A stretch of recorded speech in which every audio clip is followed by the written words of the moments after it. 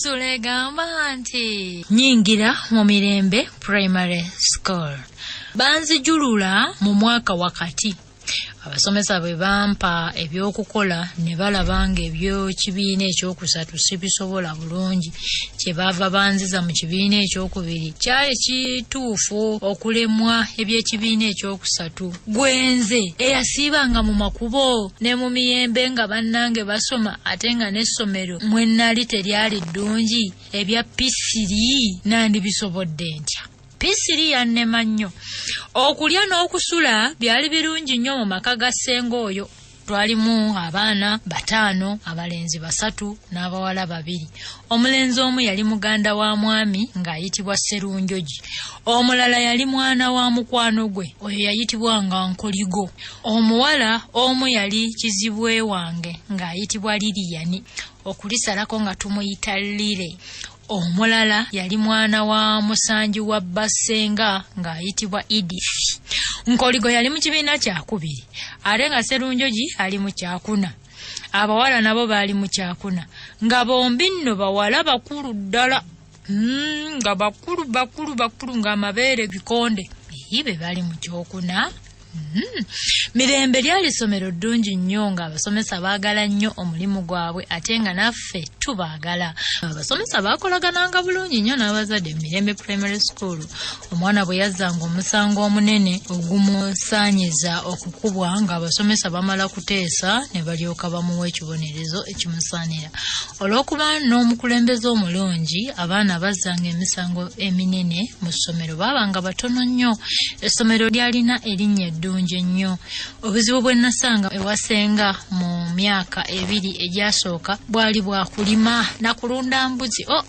Baatuzuukusanga ku makya nga ku 12 ez'enkya ne tusaba. Bwe twamalanga okusaba ne tugenda tulima. Twagendanga empewo etufuuwa bulala. Emmimbi z'abaŋŋansale bwe lwalemanga okumalawo, olw'eggula n'aluddako asobole okulumalawo. Embuzi twazirundanga mu mpalo nga tuvudde ku ssomero. Zonna wamu zaweranga 20. Simanyi oba embuzi zonna bwe ziti bwe ziba, naye ez'ewaffe zaalinda lubulala. Zaayagalanga nnyo okulya emmere y'abantu. Zaagendanga ne zeeyawulamu ebitundu nga 3 ne zidduka nga zidda mu lusuku ne mu nnimiro z'abantu. Bwe wagobanga ezigenze mu nnimiro okuzizza ku nsiko, ng'ate ezibadde ku nsiko zidda mu nnimiro. Kati omuddo zaaguyitanga kati ne zirumba ennimiro z'abantu. Olwo zanzirukako ne zigenda mu kasooli w'omukazi oyo Nakamya oyo, ssebo Nakamya oyo, ne zeekola ekigenyi. We nazigoberamu nga zibwegedde, naye nagenda okutuuka eka nga Nakamya yagobye dda ewaka, yampa wabidde dda. Senga yali mukazi nalukalala, era ku olwo yandirika emiggo n'enjagala n'okudduka nzireyo ewaffe. Lumu zaabula kata zinsuze ku nsiko, 3 zaagenda zinzirukako nga sitegedde, ne ziddayo ateeka, ne zidda ate mu lusuku lw'ewaffe ne zitandika okulya ebitooke. Bwe nalaba ezaali ku ttale nga ndaba 3, Keweerimidde, Kyowa Omutomi ne Nakabege teziriimu ate. Amaaso ne galyoka gamyuka. Swalwa n'engoba ezaaliwo n'enzizzeeka nga ntya nti si kulwa ng'engo ziziriira ku ttale. Naleka ziyingidde mu kisibo n'enzirayo ate ku nsiko, ate nnoonya 3 ze nali ndowoozezza nti zibuze. Obudde bwali bwanzikiza era nga buli wentunnula ndabanga awali ekisolo. Ensiko nagisambanga bwe nkaaba. Essaawa zaali ziweranga 2 ez'ekiro. Eddobo lwaki ebyalo byalingamu enzikiza? Nengamba nti kanzireyo oba banzite. Mune nagenda okutuuka eka ng'ate embuzi zonna zaayingidde dda mu kisibo nga zisibiddwa ziri na ku nkondo zaazo. Munnange nga ssenga ne basomi bannange bamaze okuzisiba, omuntu bw'awona obuto oba owonye mu bizibu ebimu, kubanga omuto oluusi avumirwa n'ebitaliimu. Kale nze senga olwandaba nanvuma, gigwa omulenzi ajja kuba n'ayiga. Embuzi zikudduseeko ng'olabawa, zibakulya emmere y'abandi, gwe wandigiriye. Ekiro ekyo ekyeggulo nakizira n'ensula nga ndowooza okudda ewaffe. Mpulira sijja kubisobola. Nze naye saagala kuntuntuza. Bwe najja okusula ewuwo gwafuuka mutango.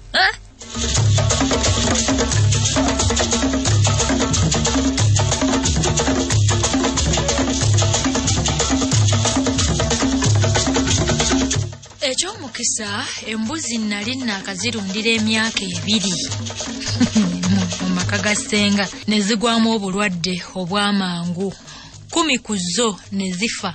Kyokka mbu tezaafa naganga kubanga ekisibo twakyeranga bulungi. Olumba olwazitta ffenna tetwalumanya. Ezaawonawo senga yazikuba mangu ebbeeyi ng'atya nti nazo ziyinza okufa. Kyokka yali mufuta nnyo, kale zonna yatunda ntunde ne tutalyako waddeemu. Nze ne basomi bannange twagamba nti era ezo tuziwonye. Omanyi zaatulwisanga eka nga tukyazisiba ku nkondo ate ne zituzza eka amangu okuzirunda. Olusu lwazo lwatuwunyangako bulijjo. Abaana ku ssomero ne batutuuma amannya nga gano: Kigungu, Kabuzi, Kalume, Kawunyira, Busabwambuzi n'amalala. Nkubuulira olumbe lwatuwonya nnyo olunnabe lw'embuzi za ssenga. Essomero lyaffe lyeyagazanga abasomesa n'abasomi era n'abazadde ate n'abalabi. Mu kiseera ekyo tewaali ssomero liryenkana mu kuyisa obulungi abaana okugenda mu junior secondary school. Tiimu yaffe ey'omupiira n'eya netball tezaawunyikangamu bwe twayingiranga mu kisaawe nga tuli mu mijoozi gyaffe egya kitulege n'owulira bwe lwogooma ku kisaawe nti mirembe mirembe gwe wekka. Ab'e Kabubbu bwe bajja okutwegezaamu omulundi ogwasooka twabakuba ggoolo 6-1. Bwe badda nga wayiseewo emyezi 4 twabakomerera ggoolo 12 kwa nga tebakombyeko wadde. Nze kamwa koogera nabakubayo ezange 5 ate nno nga muli mpulira ng'ali ku lutalo nabo kubanga ebibi bye nakolebwa mu Kabubbu Primary School oyo nali nkyabijjukira bulungi. Wabula nze bye nakolayo nali sikyabijjukira. Byange nze nali sikyabijjukira. Munnange mu mizannyo emirala gye twazannyanga mu ssomero nali nsinga kumanya kudduka. Nadduka yaadi 220. Abalabi ne basigalanga baagala. Okusika omugwa nakwo kwannyumiranga nnyo. Nkoligo mukwano gwange naye yasambanga bulungi omupiira. Fembi bwe twabulanga mu ttiimu yaffe nga waliwo abajja okusamba naffe ng'empaka bajula kuzisazaamu. Anti twagenda okuyingira mu ttiimu ey'essomero nga tuli mu P5. Bwe twamanyanga twetaagibwa nnyo nnyo mu mizannyo egyo ne tutandika okuba n'amalala ku ssomero era n'ewaka nga tulina amalala okukwana abagezi ate nga bampisa nnungi kwongera omuntu amagezi n'empisa ennungi. Naye okukwana ababi kwonoona empisa ennungi. Abagezi kye bava bagamba nti mbuulira gw'oyita naye nkubuulire empisa zo. Nze mu ssomero nakwanayo Jaaka Kalule ne Stefano Kayongo ne bafuuka bannange nkalyantya. Nabo baali basambi ba mupiira era nga baddusinga nze. Abo kaakano mbeevuma nnyo anti be baayongera okunnyonoona. Twayitanga wamu era nga buli we tubeera twagala tube banjawulo ku basomi bannaffe. Oluusi twakikinazanga ebitogi by'essaati zaffe oba okufunya ku mpale zaffe amagemo. Twaddiranga obutambaala ne tubussa emabega w'ebitogi by'essaati zaffe mbu bireme okuddugala. Empale zaffe tezaggwangako bukindo. Twatambulanga emikono tugivumbise mu nsawo z'empale. Twakolanga n'ebyokweraga ebirala bingi nnyo. Bannange bombi baalina abawala be baayagalanga mu ssomero omwo. Owa Jaaka yayitibwanga Evelyn Namanda, badde sitidde nti Namanda. Badde ntidde. Owa Stefano ng'ayitibwa Robina Lunkuse. Jaaka bwe yafunanga ku kasente nga tayinza kwerabira Evelyn Namanda. Oluusi yamuguliranga kabalagala oba ebitumbuwa. Bwe beegattanga ne Stefano ne bawezaawo siringi nga 5 ng'olwo baneeyagala bulala. Baalagaananga okusisinkana mu muyembe ogwalinga mu nsiko eyo eyali erinaanye essomero. Olwo ne balyoka balya kabalagala, swiiti, sumbuusa, amandaazi n'ebirala. Mbungoolwo bakoze pate. Mwaje mukolera simanya livazi pate biki ne muleeta endongo bashiba ne babeeyambulira mu maaso. Bano baddanga mabega wa muyembe. Nze nagendangayo kulya ku byabwe. Bannange bagezaako nnyo okunsendasenda nange nfuneyo omuwala gwenjagala. Nze neŋŋaana kubanga ebyokukwana abawala nali sibyagala ate nga mbitya. Lwali lumu Stefano n'ambuuza nti lwaki gwe tolina muwala akuwandiikira? konze nti omuwala nze simwagala era daddy ne mami tebaagala nkwane bawala koye nti daddy laba kano daddy obeera naye ku ssomero konze edda naye bw'amanya ayinza okunzijja mu ssomero awo Jaaka we yaddiramu nti ng'amanya atya naawe omuwala oliba ogenda kumutwala wammwe konze nti nze n'abawala mbatya n'okubatya ye kale mugambe ntya bannange bansekerera busekereze bwe bamala okunsekerera Stefano n'ambuuza nti gwe mu ssomero tolinamu muwala akusanyusa konze nti ani nakyanzi gwe tugenda naye mu mizannyo ansanyusa naye maama mutya koye nti muwandiikire ebbaluwa njimutwalire anti asula kumpi n'ewaffe era tuddayo naye buli lunaku konze nti ye naagiwandiika ntya bannange bayongera kibbo kya nseko bwe bamala okunsekerera Jaaka n'angamba nti nze nakutegeeza bwe bawandiika ebbaluwa ezisaba omukwano munnange ebigambo ebigenda mu bbaluwa Jaaka yabimpitiramu mangu awo nange nembisa ku lupapula lwe nayuza mu kitabo kyange ekyokuwandiika eno y'ebbaluwa gye nasooka okuwandiikira Anne nagiwandiikawo nti Mirembe P6 Maachi nga 3/1945 yaddalingi wange Anne gwe njagala okwagala nsula nkulowooza era nkwagala nnyo njagala tube mulaavu nga bannange Jaaka ne Stefano nze mbadde sirina muwala wabula gwe ate oli mulungi nnyo kyokka daddy ne mami mbatya naye ndowooza tebalimanya byonna nabiteeka mu bbaluwa nze ddalingiwo Jime munnange ebbaluwa bwe namala okugiwandiika nenjitonaatonamu obumulimuli obwetooloola ensonda zonna ennya nga ngikwasa Stefano kyokka Anne teyagiddamu wayitawo wiiki emu ne tugenda mu mpaka z'emizannyo gy'amasomero g'omutwale lyaffe empaka zaalimu ebintu bingi omupiira okudduka okubuuka ne netball okuyimba n'okusika omugwa emizannyo gyali mu mayiro nga 3 okuva ku ssomero lyaffe gyayingirwamu amasomero 12 eryaffe lyakwata kyakubiri essomero eriri mu kifo emizannyo we gyali lye lyakwata ekisooka munnange emizannyo olwaggwa ku ssaawa nga 1 ey'ekiro abazannyi bonna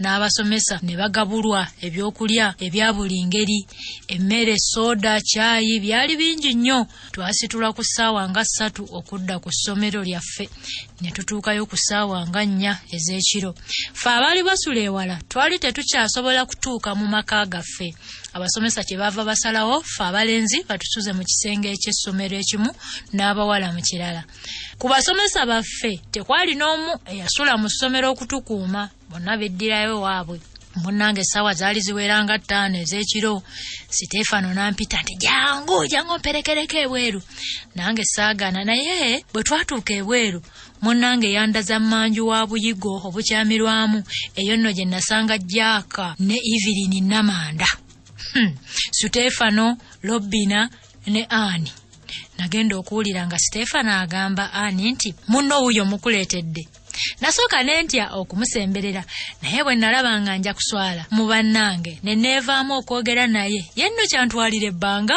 okuguma n'okunyumya naye twanyumya bingi nnyo n'ambuulira nti ekisomesa kisali kyali kimuteganya nnyo mbw akyagale n'akigaana era yaŋŋamba era nti oluusi kyamuwanga ensimbi ne keeki era akyagale ye nga takyagala kati mu bibiina mwe twasula twaddamu ssaawa nga 7 eyo ez'ekiro okuva awo Anne yafuukira ddala muganzi wange okwagala baakwogerako nti kuli amagezi ekyo nze sikiwakanya n'akatono kubanga wayitawo omwezi gumu nengenda eka nensaba daddy ensimbi ez'okugula ebitabo ku ssomero n'empale n'essaati zonna wamu yampa siringi 75 naye ku nsimbi ze yampa natoolako siringi 3 nenziguliramu Anne obutambaala 2 obukomo 5 ebizigo n'emikebe gya pawuda 2 essaati saagigula anti ng'ensimbi zimpeddeko daddy namulimba nti ensimbi ezimu baazizibirako mu ssomero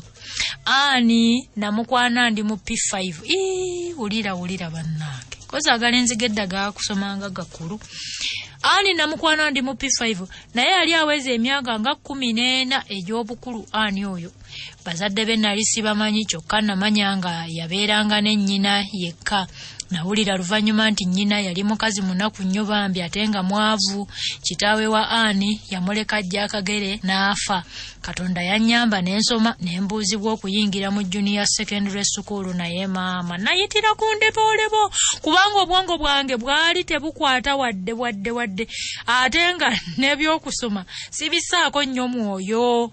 Nasinganga kwagala by'amasanyu nze gwolaba bambi munnange Sutefano baamugoba tusigaze emyezi 2 yokka okubuuzibwa primary leaving examination nga bamaze okukakasa nti yafunyisa Robino olubuto. Kayate ye Evelyn yayita bulungi. Oyo namando oyo yayita bulungi n'agenda mu junior secondary school mu mwaka ogwaddirira. Nategeezebwa nti nnyina ne ssengawe oyo namata bambi senga bwa namando ono baamutuuza ne bamubuulirira naye nakkiriza okuleka ebyabalenzi ng'akyasoma. Kaakano atenda nnyo amagezi ga nnyina ne ssengawe abaamuwonya okugwa mu ddubi lye yali asemberedde. Nze omuntu gwe sigenda kwerabira ye mukulu Kikomeko eyandoopa ewa Daddy ne Mami taba kundoopa primary school kisandi gimazeeko. Kyebaava balugera nti akutwala ekiro omusiima bukedde.